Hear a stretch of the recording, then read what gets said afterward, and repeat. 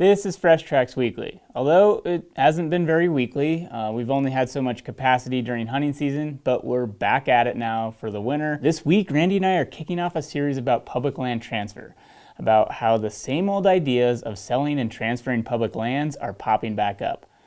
We'll revisit how Utah has been pushing the idea of transferring federal land to the state and how the Supreme Court recently shut them down.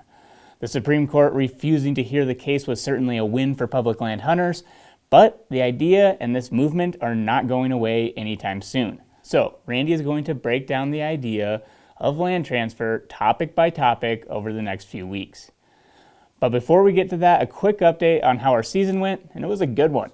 We spent a ridiculous amount of time in the outdoors, and I feel extremely fortunate and spoiled to get to do that.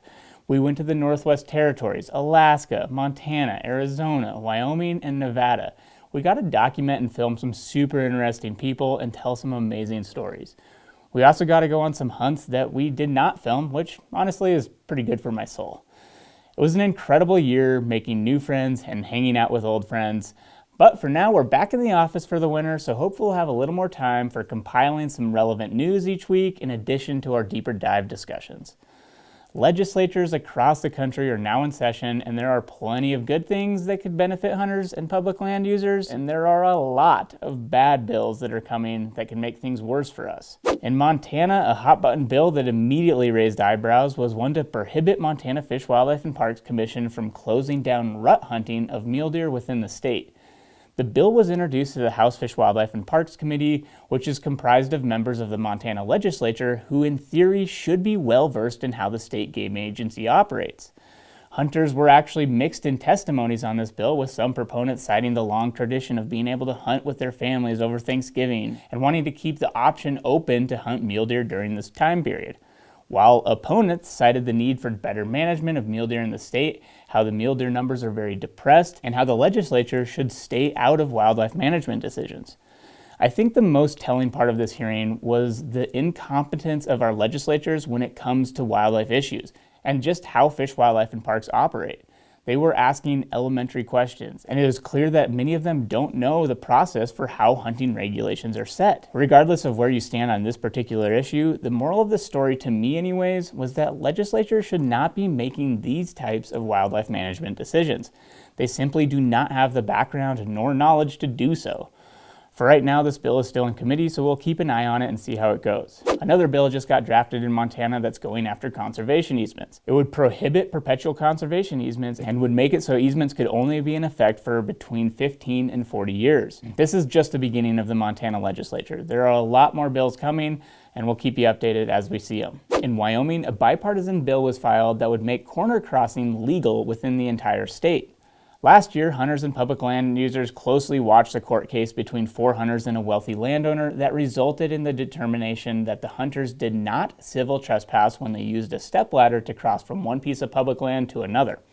The court case moved its way up through the courts, and a federal judge ultimately ruled in favor of the hunters. The landowner, however, did appeal that decision, so it is theoretically possible for this case to make it to the U.S. Supreme Court. By passing a law that makes corner crossing legal, Wyoming would simplify the law and make it clear to law enforcement what is and isn't legal in regards to land access at corners. The U.S. Fish and Wildlife Service recently rejected petitions from Montana and Wyoming to delist grizzly bears as threatened from the endangered species list.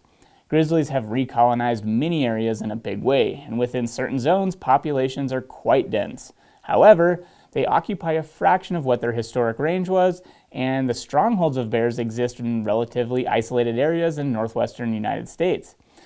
And this is the reason that the Fish and Wildlife Service cited for their reasoning of the change in direction. Now, instead of looking at the 6 separate recovery areas that they used to for grizzlies, now they want to look at it as one big metapopulation that encompasses them all. The flaw that many are having with this decision is that using that logic, many animal species would be considered threatened. Elk also only occupy a fraction of their historic range, but we don't consider them threatened. Granted, things like grizzly bears are more likely to encounter things such as genetic bottlenecks, but it is frustrating to see states who have put together conservation strategies and have successfully managed a lot of other wildlife species continue to get rejected on these. Although the proposal would keep grizzlies listed as threatened, it would also revise the 4D rule, which will give agencies and landowners more flexibility in managing human-bear conflicts, basically making it easier for them to relocate or kill problem bears.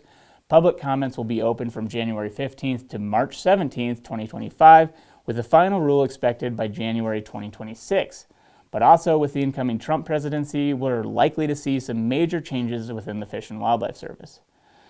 In Oregon, the Army Corps of Engineers plans to draw down Detroit Lake by about 55 feet, essentially temporarily transforming the system back into a river to help juvenile salmon migrate downstream and more easily pass through the dam. The National Marine Fisheries Service mandates these actions in order to comply with the Endangered Species Act in an attempt to save depleted spring Chinook salmon. This idea hasn't been without plenty of concern from the local community. There's worry that the action could impact the drinking water in Salem because of the likely muddying of the water. Others are also concerned that it could disrupt or eliminate the kokanee fishery, which is a popular sport fishery amongst anglers. Under normal water conditions, this plan would still allow for the reservoir to be returned to normal water levels by summer, but what people are worried about, what happens if drought conditions are present? Many of our fisheries have been severely altered and will never return to what they once were, but it will be interesting to watch how the strategy plays out and to see if it can be successful. The National Elk Refuge is reevaluating their elk feeding program, where thousands of elk are concentrated and fed every year in northwestern Wyoming. We've talked in the past about how Wyoming feeds wintering wildlife to help mitigate problems with elk competing for resources with domestic livestock ranchers, along with the feeding to help bolster wildlife populations and preventing die-offs in severe winter conditions. It has led the state to be in a significant pickle. With chronic wasting disease creeping in, it's very likely to affect these concentrated herds. If Wyoming just cuts off feeding cold turkey, it would likely lead to significant conflicts with ranchers and elk die-offs during the next hard winter.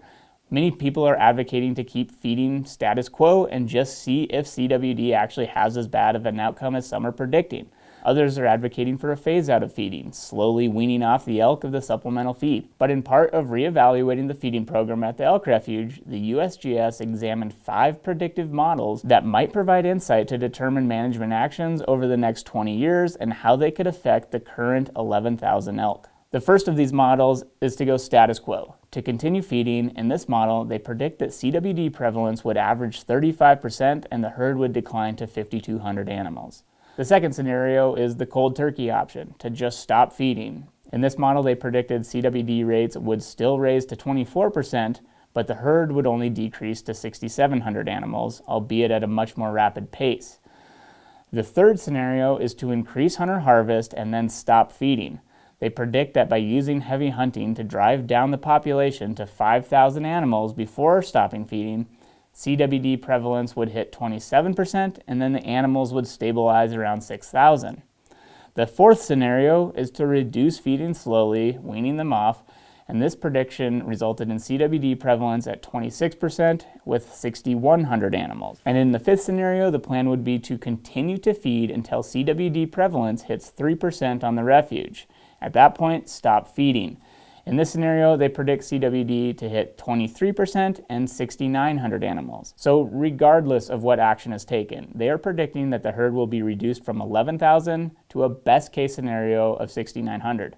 The study goes on to evaluate other outside factors that could change and therefore alter the outcome, such as actions taken at other nearby state-run feed grounds. They also acknowledge the economic and social impacts of the different scenarios, noting that hunting opportunity is likely to decline significantly regardless of which management action is taken. Wyoming Game and Fish has not had a chance to formally review this study yet, but a regional supervisor was quoted in saying, quote, "Certainly we have concerns with the amount of assumptions in this analysis." With that, we are going to jump into our deeper dive where we're talking about the current status of the attempts to transfer federal land to the states. It's been a topic that we've talked about in the past. We talked about the Utah lawsuit last time, which was was it a month ago? A few months ago, maybe. Yeah, a few months ago. I think in October, maybe. So there's recent news. We just learned. Fill us in. What's going on? Yeah, well, a lot of people may know from that prior Fresh Tracks Weekly episode that Utah filed a lawsuit or a claim, whatever you want to call it. They asked the U.S. Supreme Court, don't force us to go to lower courts and go to appeals courts. Just hear this directly. We're here to tell you this is unconstitutional. And all these lands that the federal government kept when we all became states, they should have been ours and they should go back to the state land boards.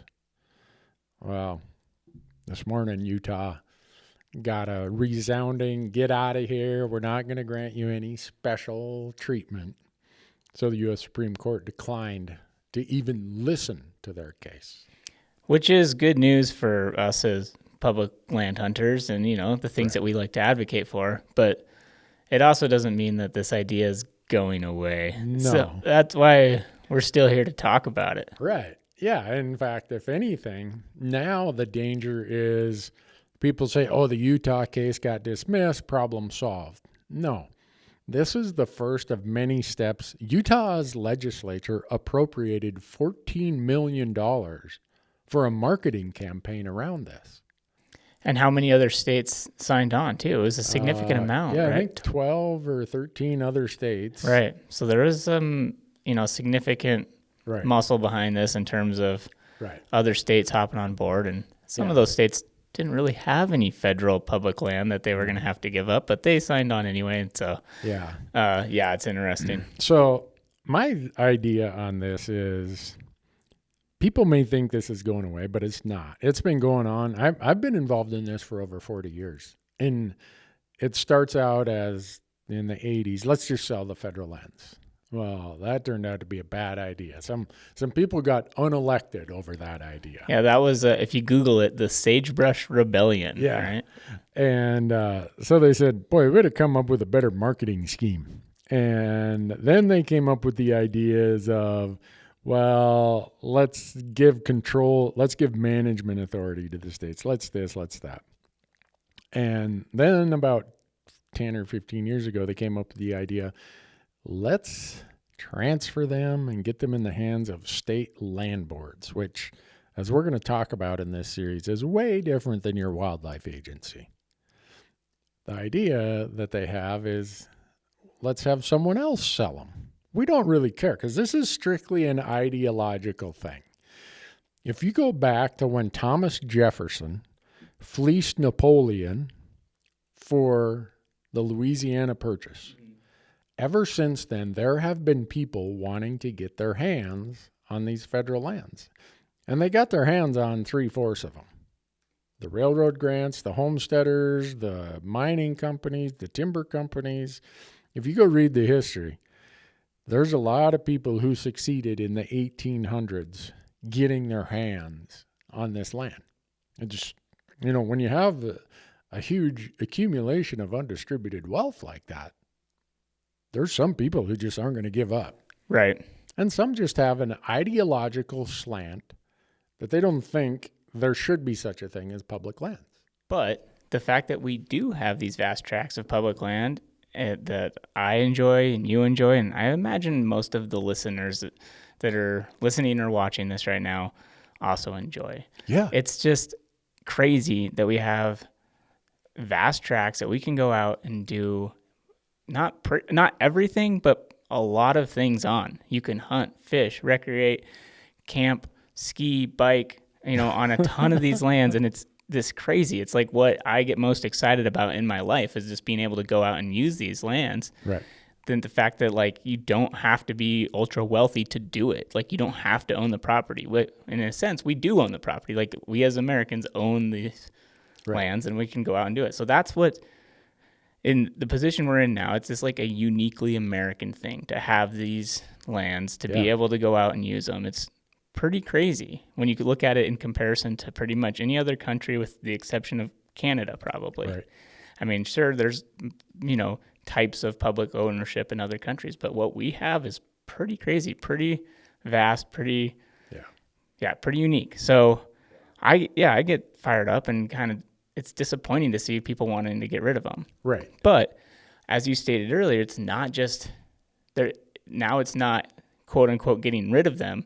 It's trying to, or at least the pitch that they're making is they want better management. Right. So that's which we will get into later too. But, the idea of having better management for these lands is very understandable because the federal government is pretty inefficient at times, and it's very frustrating to watch them manage these lands. Right. But as Randy alluded to, there's not a lot of evidence to support that the states are going to do any better. In fact, quite the contrary. And that's what ultimately leads to the sale. Right. And we're going to go into that, I think, in one whole episode, Right. About why state land boards and the history of state land boards, the charters by which they were formed, their profit requirement, and their disposal requirement of anything that's not profitable. Why these groups, why have they picked the state land board? Why are they so adamant that these federal lands need to end up at state land boards? Well, history tells us why. I think some other things that are important in this discussion is, you're right, there is frustration with federal land management, and it could always be better. That's one of the things I'm focused on right now is we have this window of opportunity, and I think we're going to get into that in a whole episode of let's focus on managing these lands better. Right. All you people say you're frustrated. You're in Congress. You could fix every one of these. Why can't we get your attention to start fixing this stuff then? If you're the people who hold the levers of power, if you really are concerned about better management, let's get on with it. They can do it right now. They have the tools at their disposal to make, decisions to have better management currently. Yeah. And so there's some history that it just, you can't reconcile it. And the same groups who in the 80s were saying sell the public lands, well, they're still around. They're still promoting this idea. And now they're the backers of these new marketing schemes. That's what I call them. It's the same end goal, right? But let's wrap it in a different marketing package. And I think it's very important for our audience, and that's why we've kind of come up with this series of ideas that we think lay this out. I think it's very important for our audience to understand that what you're being pitched is not what the end goal is. Imagine that, right? Right. Who would ever, we can trust these people. Not. So right now they are trying to create, quote unquote, a crisis about federal land management. Every event they blame on the damn feds, when really I blame Congress, because Congress won't change these laws that the litigators use to stop everything that is federal land management. So I guess for me and what our platforms are for, and the fact that every year this huge estate of federal lands gets more and more valuable. Mm-hmm. The attacks, the efforts to try privatize that are just going to continue and continue. And you're going to have states like Utah who appropriate $14 million of their taxpayer money to come up with PR schemes and marketing schemes and legal schemes to do all this. And what you're going to see it evolve as, now that they've lost in the courts, you're going to hear the claims that, this would lower housing costs. We've already heard it in the last 6 months, right? If we sold the federal lands, they're worthless, nobody uses them, it would lower the cost of housing. Well, that appeals to people trying to buy a house, even if we think it through that that's not really why they're doing this. Then we hear some of them say, we should sell all these worthless lands out west and pay down the debt. Well, how about you guys start being a little more efficient with our tax dollars before you start selling our assets? And so none of this is going to go away. They're still going to try to get these lands into the hands of the state land boards. They're not going to work on the management things that we're going to talk about that would make these lands more productive. They're this fringe group, and it's based heavily out of Utah. These people who want this, who want to see the U.S. liquidate their federal lands, they're not giving up. Just because they knew they were going to lose this lawsuit at the U.S. Supreme Court. They knew it. So now they are gonna go through the process, I'm sure, of a lower federal court, then appeals court, and then again ask the Supreme Court, and they're gonna get their teeth kicked in like every other group that's ever tried to sue that it's unconstitutional, going back to when Jefferson bought the Louisiana Purchase. No one's ever won that. So they're going to keep doing that. But really what they're trying to do is raise the profile of this argument, and they feel that they have a sympathetic opportunity right now to take advantage of it. Right. They feel that they have this window, and they're feeling that they can do that. Right. And I feel like I hope that we can help convince people that is the ultimate goal, is to get rid of the federal lands. Right. It is. Because like we said, the pitch is that it's just going to be transferred to the states, who are going to manage them better. And as you alluded to earlier, the state land boards and your fish and game agencies, that are both state agencies, but they are very different agencies in terms of the end goal. Yeah. The state fish and wildlife agencies do not manage the state land board lands. No. They sometimes have wildlife management areas and small tracts of lands, depending on the state, where they do manage for wildlife. But state land boards, they manage for the schools, primarily to fund the school systems. Right. And that is a very different goal. They're obligated to make a profit on their lands. And so I think we just want to try to make that very clear, and we're going to go into it in much more detail in the next episode. But it's just trying to make that point very clear. They have very different goals. It does not mean that all of a sudden you're just going to have these productive lands where all of a sudden we can go in and do thinning and manage them effectively and, whatever. It's the same, like you said, the same types of litigation that hamstring federal land managers will also hamstring state land managers, which is what ultimately is going to lead them to have to sell these lands. And they end up in private hands just like they intended. And for them, it's the plan the whole time. Yeah, they'll say goal accomplished. But just like, I think there is a solid group of people who believe that the states will hold on to the federal lands and manage them better. There's some people that have made that argument. And so hopefully we can. When we get into that, I think when we get into the state land board stuff and the things Congress could do to change that, right? I think it's going to become pretty apparent, because right now, just in the West where we live, there's 200 million acres of critical habitat. It's deemed critical habitat under the Endangered Species Act. And when we get into the other federal laws that they use to litigate, the Forest Service comes up with all kinds of management plans. The BLM comes up with all kinds of management plans, and they all get litigated. So the Endangered Species Act is not going away.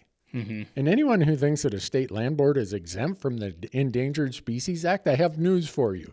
No private party, no local, state government, or federal landowner is exempt from the ESA. And so when you walk this through, the folks trying to smoke it over, glaze it over, are like, that'll get fixed. Oh, no, the states won't have to deal with that. Yeah, they will.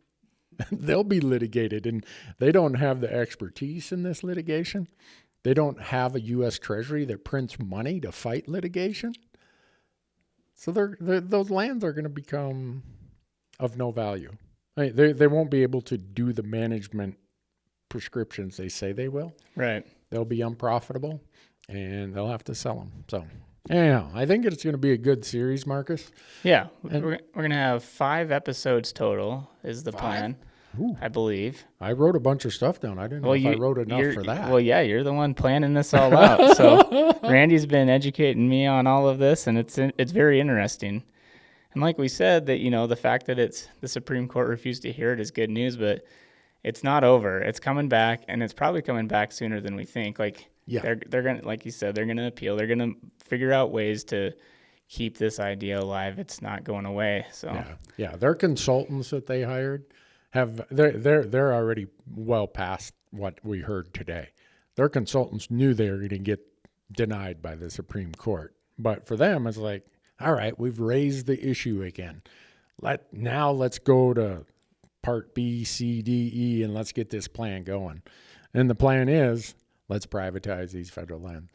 We'll be back next week with some history on state land boards and really diving deep into why the state land board is not going to manage these lands better and the history of how much land they've actually sold already. It's kind of mind-blowing. So we'll get into that next week. Yeah. Stay tuned. A bunch of other good stuff about why Congress could do it better. A few ideas of for me, this is a lost opportunity. I think we have an opportunity to improve the management of our federal lands. And if we spend all of our time arguing about this fringe stuff, we're going to lose this opportunity. And I don't want to do that. I want to get these lands managed better.